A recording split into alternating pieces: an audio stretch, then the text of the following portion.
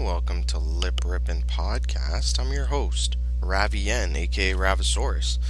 Thanks so much for joining me. I greatly appreciate it, as per usual. Good of you to come through and good of you to stop in. So here we are on another quick journey here together. And recently I've been thinking about, because we're coming up to almost a year of me doing this, which is pretty insane. And so I've been thinking about what is one of the driving factors of doing the pod or whatever. Anyways, got me thinking about the Pickerel River, obviously my home base for 10 years, where I really took licks and gave licks and I think I earned my bones and I earned my stripes up and down that goddamn river. And believe it or not,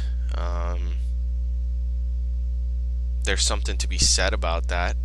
I put in a lot of freaking time and a lot of man hours, a lot of money into this craft and what I like to do. And it got me thinking about a time where a guy named Leroy came up to the cottages and rented one of them with his family. So he rented it for about a week. And let me go back. It's not just Leroy. It's bad Leroy Brown as far as I'm concerned. So Leroy comes up with his buddy's boat, he said. Nice 16-foot aluminum, but he has mad rods, like such nice rods. Bait casters. He's got 12, 15 rods. So he's a man that knows what's up, right? So he rented the cottages for 7 days. And he was there with his 5 daughters and his wife. All various age daughters, but they were all young, under 12 or some shit, which is crazy, or under 13. And so he was managing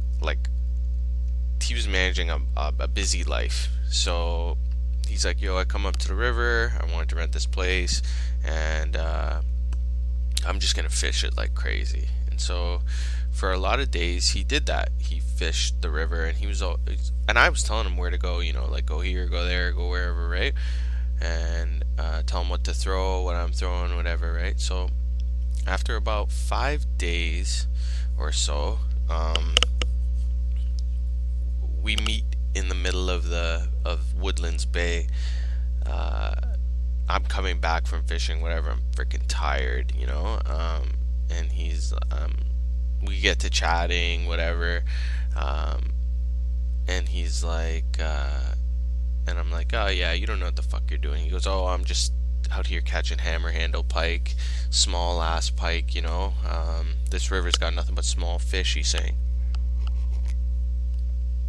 I'm like, okay buddy, listen, you probably don't know what the fuck you're doing. I don't care how many goddamn rods you have, and why do you have all those rods anyway?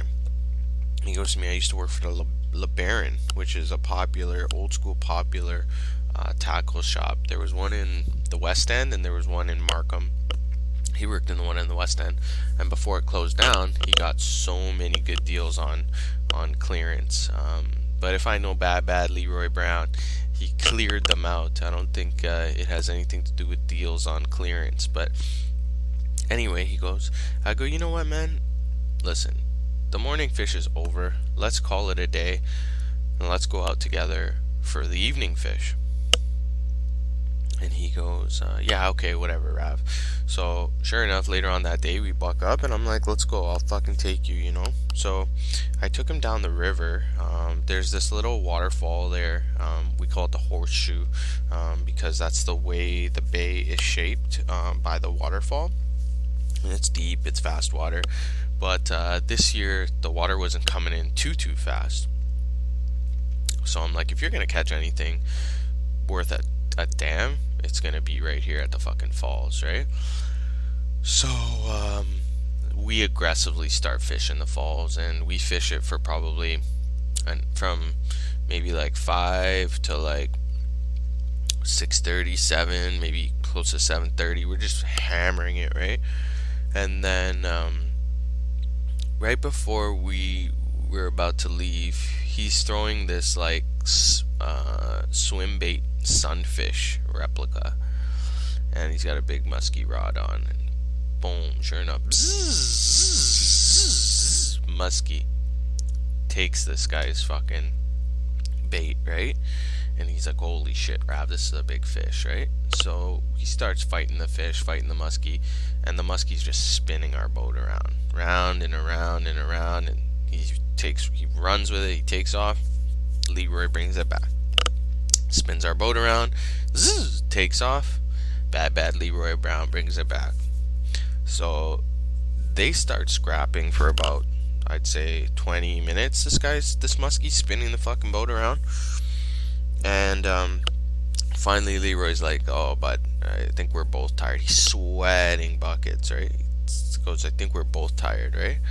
I go, yeah, probably. He goes, get the net. And he's got this huge dip net in the middle of the boat. I'm like, okay, cool. So I pick it up. He's like, yo, not that net, you idiot. He's like, there's a cradle net there. Me, I've caught mad fish before. This was probably around 2012 or so, or 2000 and maybe 11. And at this point, I still caught big fish, but I've never used a cradle net, right? So he's like, you take those two sticks, you open it up, and then you just dip the fish, right? I'm like, okay, I don't even know what the fuck this guy means. So muskie starts coming in, and I start to dip it. He's like, you know what, man, just give me that fucking thing. And he dips the muskie and brings it in the boat. Holy shit, this was the biggest fish still to this date that I've ever seen. I'd like to say it was maybe a 50 plus incher, definitely 45 plus. Big fucking son of a bitch of a fish. And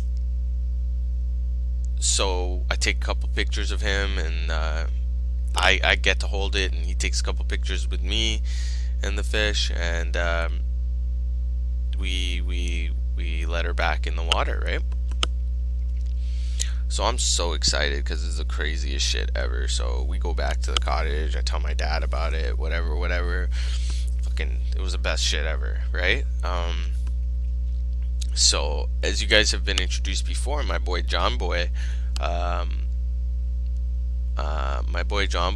was living up there, and I was so excited to tell him about this muskie, man. Like, he didn't really care, but he loved just entertaining me. Like, he was such a good friend and such a supportive, good man that he didn't care about fishing, but he was happy to listen to my tales and listen to me bitch and gripe about fishing, you know?